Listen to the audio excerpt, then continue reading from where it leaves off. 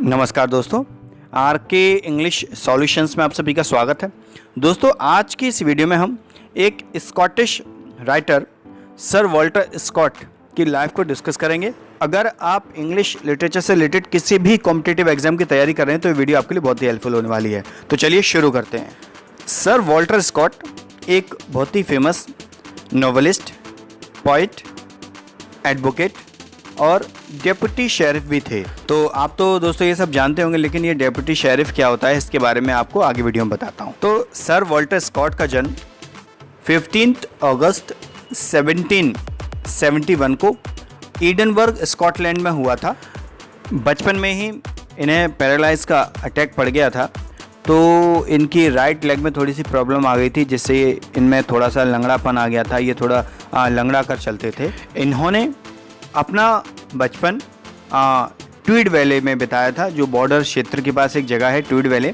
वहाँ पर इन्होंने अपना बचपन बिताया था और वहीं पर इन्होंने स्टोरीज़, बैलेड्स आदि को सुनना शुरू कर दिया था। एक बार क्या हुआ था, बहुत पुराने समय में इंग्लैंड और स्कॉटलैंड में युद्ध हुआ था, तो उसी के बारे में ये स्टोरीज़ और बैलेड वहाँ पर सुना करते थे। तो वही स्टोरीज़ इन्होंने अपने माइंड में स्टोर कर ली, अपने माइंड में इन्होंने बिठा ली, और वही स्टोरीज़ और बैलेड बाद में चलकर इन्हें ग्रेट पोइट और ग्रेट नॉवेलिस्ट बनने में बहुत मददगार हुई थी। यानी इनकी बहुत मदद की थी उन स्टोरीज़ और बैलेड ने जो इन्होंने बचपन में सुनी थी। इन्होंने ईडनबर्ग यूनिवर्सिटी से लॉ की पढ़ाई भी की और 1792 में इन्होंने यानी 1792 से ये एज अ लॉयर वर्क करने लग गए थे। 1797 में इनकी शादी हो गई। जिस लेडी से इनकी शादी हुई थी उनका नाम था शार्लोट कारपेंटर, और 1799 में ये सेकिर शायर के डेप्यूटी शेरिफ बन गए। दोस्तों, ये डेप्यूटी शेरिफ आप ऐसा समझिए जैसे एक पुलिस ऑफिसर होता है, उसके अंडर केवल एक अनलिमिटेड सिटी आएगी, जैसे एक शहर का चार्ज दे दिया एक पुलिस ऑफिसर को। लेकिन ये जो डेप्यूटी शेरिफ होता है, इसके अंडर एक पूरा ज़िला आता है, और कई बड़ी, जिस ज़िले में मान लीजिए कई बड़े बड़े शहर और छोटे छोटे गांव, ये सारे डेप्यूटी शेरिफ के अंडर आते हैं। मतलब ये भी एक पुलिस ऑफिसर की तरह ही होता है, ऐसा कह सकते हैं हम। 1792 में इन्होंने एज अ पोइट अपना करियर शुरू कर दिया था।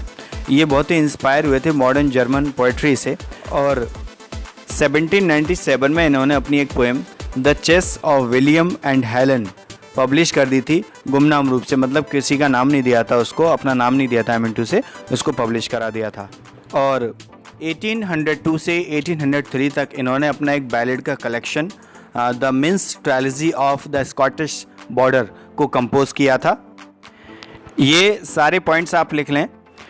इनकी पहली romantic poem the lay of the last minstrel ये पब्लिश हुई थी 1805 में। फिर क्या होता है, मैंने आपको पहले ही बताया था कि ये लॉयर भी थे। तो 1806 में इन्होंने अपनी प्रैक्टिस छोड़ दी थी। एज अ लॉयर इन्होंने अपनी प्रैक्टिस छोड़ दी और ईडनबर्ग में एक क्लर्क का काम करने लगे थे। एक्चुअली इनका ये पर्पज़ था ये काम करने का, जिससे कि थोड़ी सी रेगुलर इनकम आ जाए और इनको लिटरेरी वर्क के लिए थोड़ा सा फ्री टाइम भी मिल जाए, इसलिए इन्होंने वकालत छोड़ दी। इसके बाद 1807 में ये लंदन चले गए और वहाँ पर इन्होंने एज अ रेगुलर कॉरेस्पॉन्डेंट, यानी जो संवाददाता होते हैं, जो लेखन कार्य करते हैं, उनकी तरह इन्होंने काम किया था। और इसके बाद इन्होंने एक पब्लिशिंग फर्म ज्वाइन कर ली थी जिसका नाम था Valentine and company. As a partner इन्होंने ये कंपनी ज्वाइन कर ली थी, पब्लिशिंग फर्म ज्वाइन कर ली थी। इस फर्म को इन्होंने 1809 में ज्वाइन कर लिया था। इसके बाद एक के बाद एक इनकी कई पोएम पब्लिश कराई गई, जैसे मार्मियन 1808 में, the lady of the lake 1810 में, द लॉर्ड ऑफ द इस्लेस 1815 में, और हैरल्ड एंड डाउंटलेस 1817 में पब्लिश कराई गई थी। इनका जो दोस्तों एक्चुअली पोइट्री लिखने का जो तरीका था बहुत ही यूनिक था, बहुत ही अलग था। तो जो कंटेम्प्रेरी रीडर्स थे इनकी पोइट्री को बहुत ज़्यादा पसंद करने लगे थे, तो ये उसी से बहुत ज़्यादा फेमस हो गए। इनकी पोइट्री की बहुत डिमांड होने लगी, क्योंकि ये अपनी पोइट्री में पुराने दिनों के यानी इतिहास को इस तरीके से यूनिक स्टाइल में जो ट्रू बिल्कुल जो सच्चाई होती थी एक यूनिक स्टाइल में प्रेजेंट करते थे। फिर क्या हुआ, एक्चुअली ये पोइट्री लिखने से काफ़ी टायर्ड हो गए, मतलब ऐसा समझिए काफ़ी बोर हो गए। फिर उन्होंने हिस्टोरिकल नॉवेल्स लिखना शुरू कर दिया था।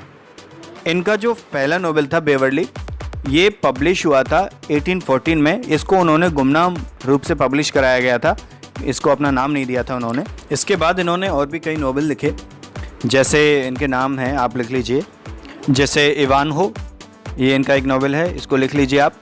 और Guy Mannering, the antiquary, old mortality, Rob Roy and the bride of Lammermoor, ये इनके कुछ फेमस नॉवेल थे, इनको आप लिख लें। ये तो दोस्तों हम सभी को पता है कि अपनी राइटिंग से ये बहुत ज़्यादा फेमस हो गए थे। तो एक्चुअली क्या था, इन्होंने बहुत पैसा कमा लिया, तो ये बहुत ज़्यादा ज़मीन खरीदना चाहते थे, तो इसीलिए इन्होंने पोइट लॉरिएट बनने से भी मना कर दिया था। इसके बाद किंग जॉर्ज फोर्थ ने 1821 में इनको एक बैरन की पोजीशन दी।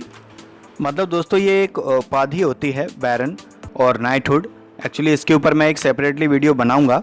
तो बैरन की उपाधि जो होती है एक ऑनरेबल पर्सन को दी जाती है ब्रिटिश किंग और क्वीन द्वारा, तो वो अपने नाम के आगे सर लिख सकता है। तो इसके ऊपर मैं अलग से वीडियो बनाऊंगा, तब आपको इसके बारे में डिटेल बताऊंगा मैं।